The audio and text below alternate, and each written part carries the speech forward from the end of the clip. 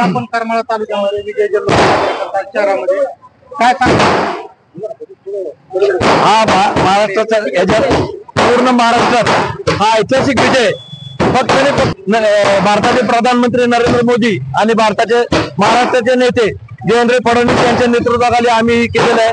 हा ऐतिहासिक विजय न भूतो न भविष्य एवढा मोठा विजय मिळवलेला आहे आपण। त्यासाठी आपण त्यांचा सन्मान करण्यासाठी आपण त्यांचा हे करतो विजय करत आहोत आणि इथून पुढे भारताच्या विकासासाठी त्याच्या अगोदर पण सगळ्यात जास्त आपण विकास केलेला आहे।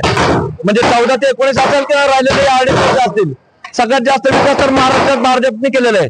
जो दहीगाव सारखा प्रश्न असेल किंवा बाकीचे रस्त्याचे कामं असतील ते सगळे कामं फक्त देवेंद्र फडणवीस यांच्या नेतृत्वाखाली झाले। मागच्या 15 वर्षात त्यांच्या आघाडीचं जे सरकार होतं काँग्रेस राष्ट्रवादीचं त्यांनी फक्त लोकांना येड्यात काढून हे जे दाखवलं होतं त्याचा परिणाम होता की लोकांनी त्यांना नाकारले। त्यांना 100% लोकांच्या लक्षात आले, युवा पिढीच्या शेतकऱ्यांच्या महिलांच्या लक्षात आले की फसवायचंच काम फक्त हे लोक करत आहेत।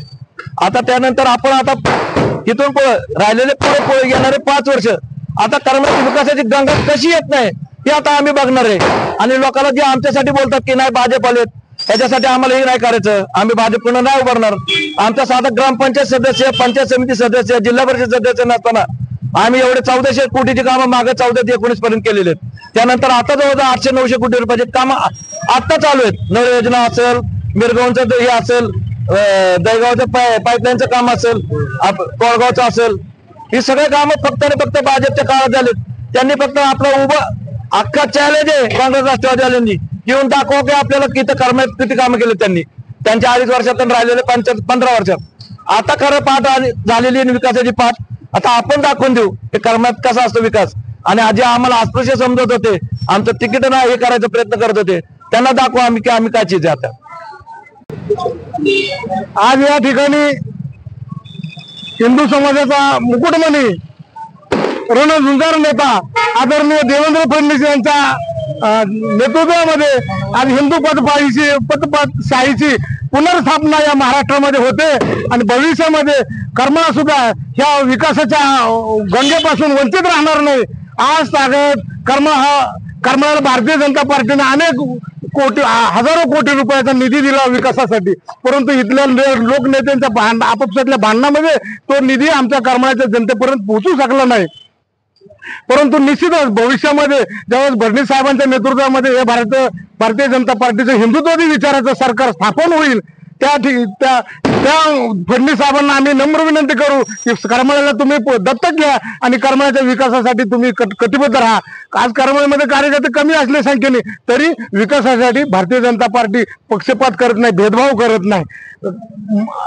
जगद्गुरु तुकोबा महाराजांनी सांगितले महापुरे झाडे जाती खाली लवाळे राहती, महापुरे झाडे जाती खाली लवाळे राहती।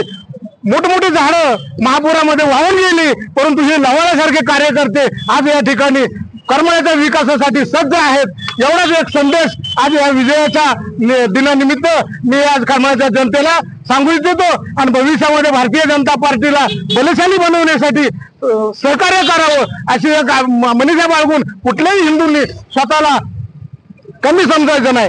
बटेंगे तो कटेंगे, आम्ही आमचे कार्यकर्ते विखुरले गेले आम्ही, त्यामुळे आमची शक्ती दुबळी दिसते, परंतु भविष्यामध्ये जो जोडला जाणारा कार्यकर्ता आहे तो आमच्यापासून अलिप्त होणार नाही। तर आम्ही एकजुटीने सामोरं जाऊ, प्रत्येक संकटाला सामोरं जाऊ आणि विजयी होऊ, यशस्वी होऊ।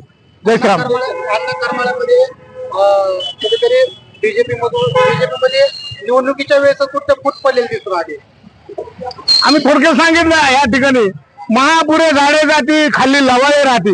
मोठमोठी झाडं उन्मळून पडतात महापुरात, राजकारणाचा तसा महापूर आला होता त्याच्यामध्ये मोठमोठी झाडं वाहून गेली, परंतु हे लवाळ्यासारखे कार्यकर्ते आज या ठिकाणी एक निष्ठेने पक्षाची सेवा करण्यासाठी, जनतेच्या सेवा करण्यासाठी सज्ज आहेत। सरकारचं कुठेतरी एकतर्फी सगळं सरकार लागलेलं आहे, सगळे उमेदवार निवडून आलेले दिसून येतात, काय पहिली प्रतिक्रिया द्याल? आज महाराष्ट्रामध्ये एक सगळीकडे जल्लोष साजरा होत आहे।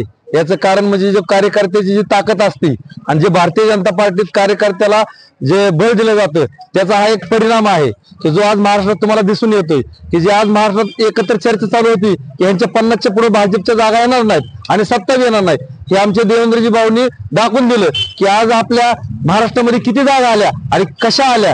का तर देवेंद्रजीचं जे काम आहे आणि भारतीय जनता पार्टीच्या कार्यकर्त्याचं युवजनाला जे काम आहे त्या कामाचा आम्हाला आज फलित मिळालं आहे. त्यामुळे अख्ख्या महाराष्ट्रात ह्याचा जल्लोष साजरा करत आहोत. करमाळा शहरमध्ये व तालुक्याचे परिषद सर्व कार्यकर्ते भाजपचे जल्लोष साजरा करत आहोत. ऐन निवडणुकीच्या वेळेस कार्यकर्ते फटाफट झाली होती. काही कार्यकर्ते करण्यात आले होते. पदाधिकारी काय सांगत आज आम्हाला करमाळा तालुक्यामध्ये दुःख बी होतं की आमच्या युतीचा उमेदवार जो होता ते पडलेले आहे. परंतु आज महाराष्ट्रात आम्हाला जल्लोष करण्यात आलेले आहे की सत्तेत आमच्या जागा भरपूर आलेल्या आहेत. परंतु ज्या लोकांनी भारतीय जनता पार्टीपासून लांब गेले असेल किंवा ज्यांनी काय गद्दारी केली असेल त्यांना भारतीय जनता पार्टीने तशा प्रकारचे त्यांना समज दिलेले आहे आणि त्यांची हकलपट्टी केली आहे. व काही कार्यकर्ते असे म्हणले होते की आम्ही 30 तारखेला दाखवून देऊ. आज भारतीय जनता पार्टीला चॅलेंज करणं म्हणजे हे काही सोपं नाही. काही कार्यकर्त्याची उंची वाढली होती, हे भारतीय जनता पार्टीमुळे वाढली होती, परंतु त्यांनीच भारतीय जनता पार्टीला चॅलेंज केलं. आणि आज आम्ही चॅलेंज करतो की आज 23चा जो जल्लोष आहे तो तुझ्या बोलण्यावरचा जल्लोष आहे आमचा. गोरपड्यांना म्हटलं आम्ही एकजुटीने काम करणार, आम्ही कुठं कमी पडणार नाही. आणि ज्यांनी आम्हाला मागे ठेवायचा प्रयत्न केला त्यामुळे आम्ही दाखवून देणार की आम्ही किती एकजुटीने काम करतो. आणि देवेंद्र फडणवीस साहेबांनी जी लाडकी बहीण योजना राबवली इथून पुढे राहावी असं महिलांचं म्हणणं आहे. लाडक्या बहिणीला परिणाम झालेला दिसून येतोय का? हो, मग तर कशाने आलं आमचं बरं? लाडक्या बहिणीमुळे झालं ना. लाडकी बहीण चुलीपाशी येते. लाडक्या बहिणीच्या हातात सगळं होम मिनिस्टर आहे लाडकी बहीण. त्याच्यामुळे 1,500 रुपयाचे 2100 रुपये ते 1,000 रुपये करणार बोली म्हणल्यानंतर ती करतेलच. पण सगळ्यात महत्वाचं की लाडक्या बहिणींची महिलांची सुरक्षा सगळ्यात जास्त महत्वाची. यामध्ये फक्त लाडक्या बहिणींचा भावांना जास्त आशीर्वाद दिसून येतोय. मिळाला. आज हा जो ऐतिहासिक विजय या ठिकाणी आपल्याला महाराष्ट्रामध्ये विधानसभेच्या निवडणुकीला मध्ये मिळालेला आहे त्यावरून असं स्पष्ट होतं की तमाम महाराष्ट्रातील जनतेनं आदरणीय नरेंद्र मोदीजी आणि आदरणीय देवेंद्रजी फडणवीस साहेब यांच्यावरती अत्यंत मोठ्या प्रमाणावरती विश्वास ठेवलेला आहे.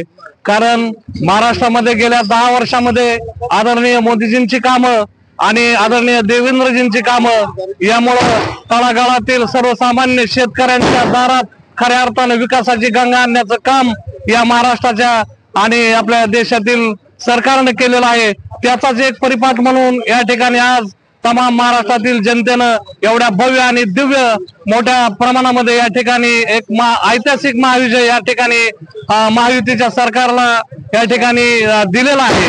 त्यामुळं तमाम महाराष्ट्रातील जनतेचं आणि भारतीय जनता पार्टी करमाळा तालुक्याच्या वतीनं मी जाहीर असं हार्दिक स्वागत करतो आणि त्यांचं अभिनंदन करतो. या महाराष्ट्रामध्ये लाडकी बहीण एक योजना अत्यंत या ठिकाणी प्रसिद्ध झाली आणि या योजनेमुळे आमच्या या लाडक्या बहिणींनी महाराष्ट्रातून अत्यंत उत्स्फूर्त असा प्रतिसाद दिला आणि त्याच हे फळ या ठिकाणी बंधूंनो तुम्हाला आम्हाला दिसतंय. आणि म्हणून या ठिकाणी सर्वांनी मिळून या ठिकाणी जो सरकार आणलं त्याबद्दल पुनश्च एकदा मी सर्व मतदारांचं मनापासून या ठिकाणी हार्दिक असं अभिनंदन करतो आणि थांबतो. आज महाराष्ट्राच्या 288 विधानसभेचे निकाल जाहीर झालेले आहेत. काही कल हाती यायला लागले आहेत. सर्वात महत्वाचं म्हणजे गेले 3 टर्म भारतीय जनता पार्टीचं सन्माननीय देवेंद्रजी फडणवीस साहेब यांच्या नेतृत्वाखाली 3 टर्म विधानसभेच बहुमत मिळवलेलं आहे आणि आताच जर निर्णायक बहुमत आहे.